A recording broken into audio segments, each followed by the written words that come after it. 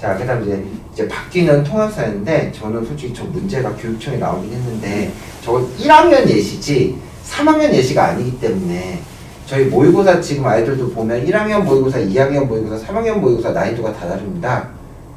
그래서 지금 저거는 1학년 모의고사 예로 나왔는데 또 조금 어려운 편인데, 앞으로 2학년, 3학년 때 보면 이 통합사의 통합과학 난이도가 계속 올라갈 거라서, 우선 저희 사회 과목의 영역 혹시 몇 과목으로 이루어지는지 아십니까?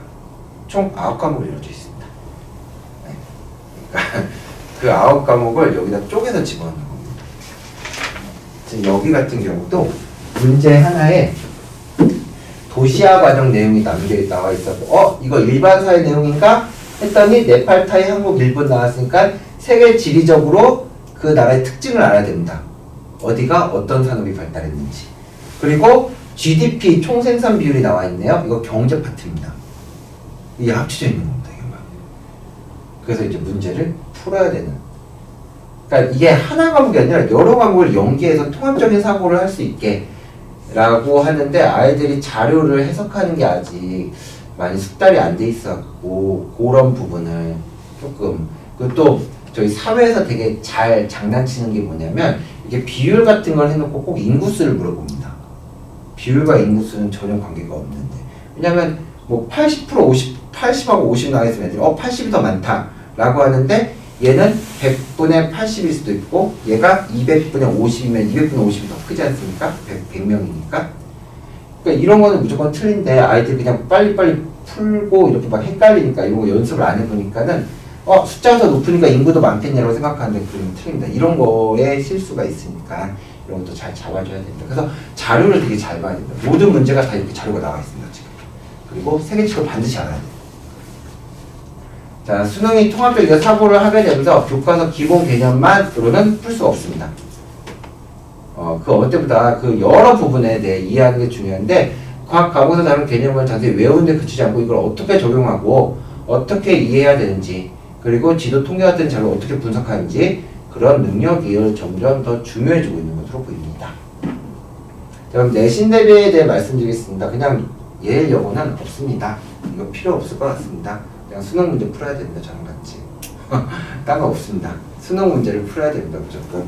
시험범위 나오면 뭐 선생님 스타일 파악하기, 스타일 시험지 다 보니까 제가 3년치 시험지를 다 봤는데, 다 책에 없는 내용, 책에 한 줄밖에 안 나온 내용을 심화해서 나와서, 근데 점수 잘 나올 수 있습니다. 내용이 책에 없어서 힘든 거지, 지문은 풀 수 있습니다. 지문은 어렵지 않았습니다. 네. 그리고 3년 기출문제 같은 걸 통해서 학교별 스타일을 봤는데, 역시 예일 여고가 예일 여고 했다. 원체 제가 많이 들은 게, 영어, 사회 이쪽은 뭐 문과 과목은 끝난다 라는 얘기를 워낙 많이 듣고, 특이진도가 시험대로 잘 출제되고 있고 당연히 유사하게 나올 확률이 높습니다. 나오는 학자들이 다행히 5명 안에 있기 때문에, 거기서 이제 올해 작년에 2명 나왔으면 2명 빼고 3명 나올 확률이 높기 때문에 그거 위주로 하면 되고, 필수 자료, 도표, 지도 읽는 법, 특히 지도, 세계지도 같은 거는 반드시 숙지를 해고 가야 되고, 학생들이 이런 게 많이 어려우니까는 연습해서 높은 점수를 받도록. 이건 이제 제가 학생들이 오면 해주려고 했던 건데, 왜 저희 학원에 와야 되냐.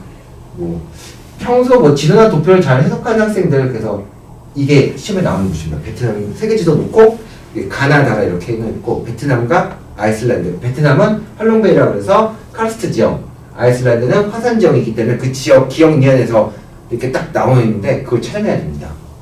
뭐 기본 역사 지식이 있냐, 역사 점수와 역사 지식은 다르니까 고등학교 때는 점수가 필요 없고 중학교 점수가 필요 없고 역사 지식이 필요합니다.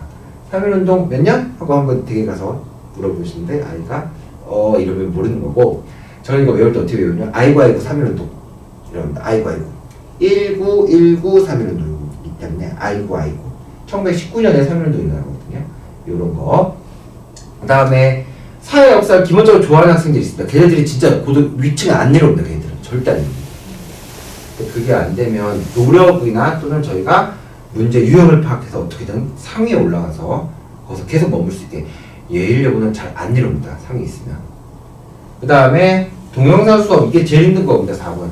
아이들이 몇 시간 동안 앉아서 그 수업을 어떻게 돼요. 가장 큰 문제는 제가 방금 예일 여고 봤지만 1학년 동영상을 봐봤자 안 나옵니다. 수능 동영상을 봐야 됩니다. 얘네들은. 보려면. 근데 거기 어떤 학자가 나올지 모르니까 접니다 이거는. 날개를 달아주고 누군가 하셨죠? 예. 나는 그 사회랑 항상 학교 특이 문제가 있다면 그걸 옆에는 누구한테 조언을 구할 수 있다. 이게 제일 어려울 겁니다. 부모님한테도 조언을 구할 수 있는 나이가 아니지 않습니까 이제, 그렇죠? 그 다음에 저희 주변 학원에는 이 근처 학원에서는 통합사회 한국사를 해주는 학원이 없습니다. 아, 사과나무 같은 경우는 통합사회 2개 당원만 해줍니다. 아마 제가 볼 때 일반사회 전공자 선생님 같은데 한국사는 하지도 않습니다. 통합사회 4단원이랑 6단원이랑 중간고사 시험 범위가 아마 안 들어갈 것 같습니다. 하여튼 그래서 좀 아이가 힘들거나 특이 진도가 많아서 분명, 그리고 저희가 3월부터는 진도를 나가고 4월부터 시험 대비에 들어갑니다. 바삭하게. 그래서 3월 달에 이제 아이가 혼자 하겠다 그런 학생도 학교 한번 갔다 오면 한숨을 쉬거나 그러면 언제든지 문의 주시면 상담해서 도움 줄 수 있도록 하겠습니다.